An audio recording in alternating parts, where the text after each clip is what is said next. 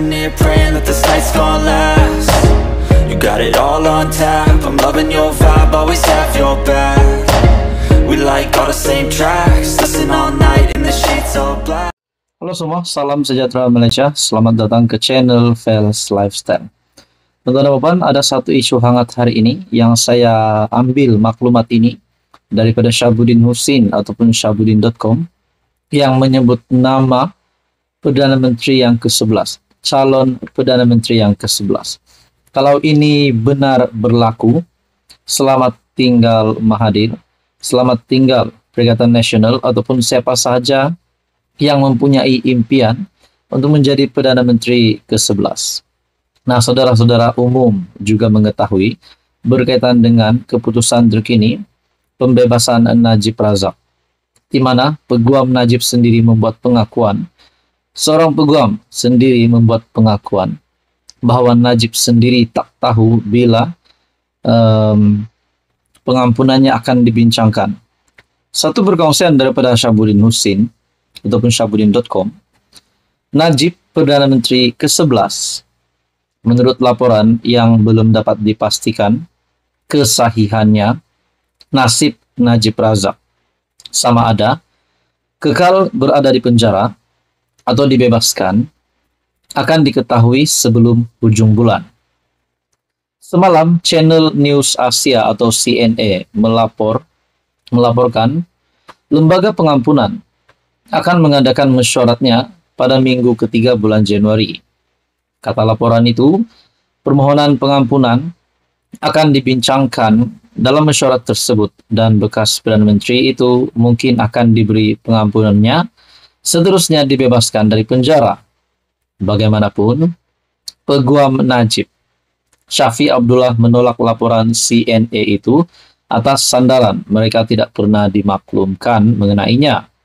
Kami sebagai peguam Najib tidak pernah dimaklumkan berkenaan tarik mesyuarat lembaga pengampunan atau jika ada berkaitan permohonan pengampunan anak guam kami. Maka kami jadi tergamam bagaimana CNA telah membuat spekulasi dengan berita tidak berasas ini, katanya dalam satu kenyataan. Lembaga pengampunan wilayah persekutuan dipengerusikan oleh Yang di-Pertuan Agong dengan anggota lain ialah Menteri Wilayah Persekutuan, Peguam Negara serta 3 lagi yang dilantik Agong. Berikutan laporan CNA itu, meskipun isu menjatuhkan kerajaan masih diperbualkan, tetapi sejak semalam lebih ramai yang berminat untuk berspekulasi mengenai nasib Najib. Ada peluangkah Najib dibebaskan? Sebahagian besar merasakan anak sulung Tun Razak itu mempunyai peluang cerah untuk dibebaskan. Manakala segelintir masih menanggapinya peluangnya 50-50. Ada pula yang mengakui turut bermimpi berjumpa Najib dalam keadaan ceria dan tersenyum pada malam sebelum berita CNA dilaporkan media tempatan.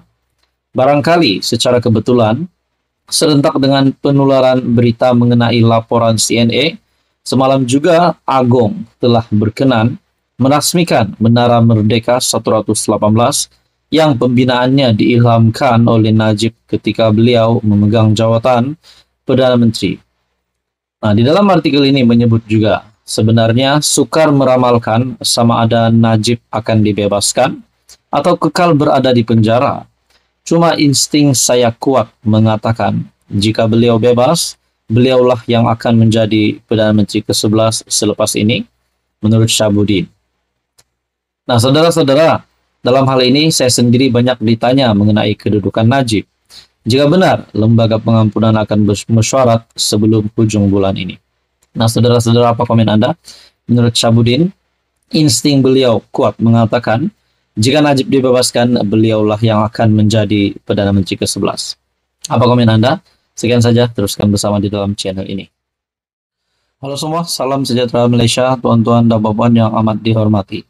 Seperti yang kita tahu, 31 Januari ini, Kebawah Duli Yang Maha Mulia Yang di-Pertuan Agong akan diganti kepada Baginda Yang di-Pertuan Agong ke-17, yaitu Sultan Johor, Baginda Sultan Johor.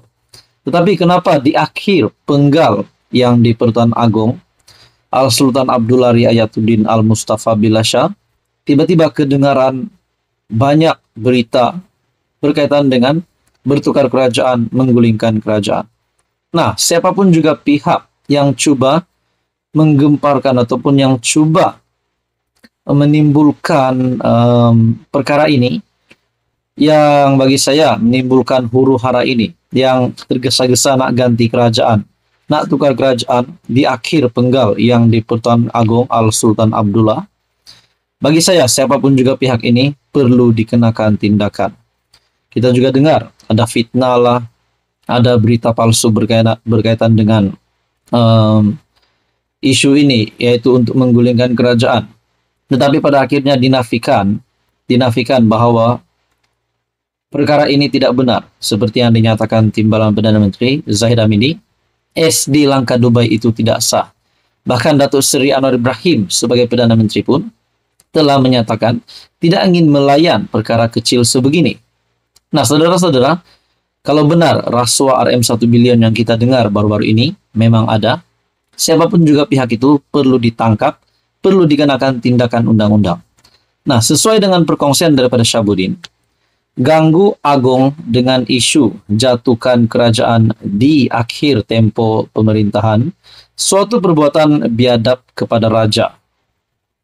Semua rakyat Malaysia, bahkan hampir seluruh dunia, tahu tempo pemerintahan Sultan Pahang, Al-Sultan Abdullah Riayatuddin Al-Mustafa Bilasha sebagai yang di Pertuan Agong akan tamat pada 30 Januari 2024. Bermula 31 Januari, Agong baru ialah Sultan Johor, Sultan Ibrahim, Sultan Iskandar yang akan memainkan peranan sebagai ketua negara sehingga 2029.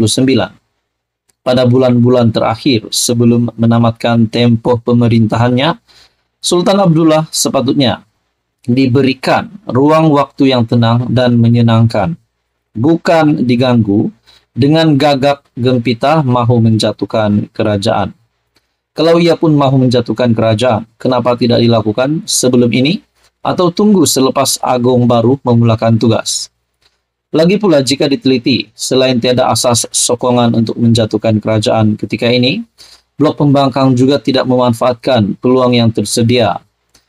Sebaik Anwar dilantik sebagai PM, penegasan pertama ialah agar usul percaya di Parlimen dibentangkan terhadapnya. Tujuan Anwar berbuat demikian tidak lain ialah agar keabsahannya tidak dipertikaikan lagi oleh mana-mana pihak. Jika tidak, apa guna usul undi percaya? Kiranya sepanjang masa ada saja cerita kerajaan mahu dijatuhkan.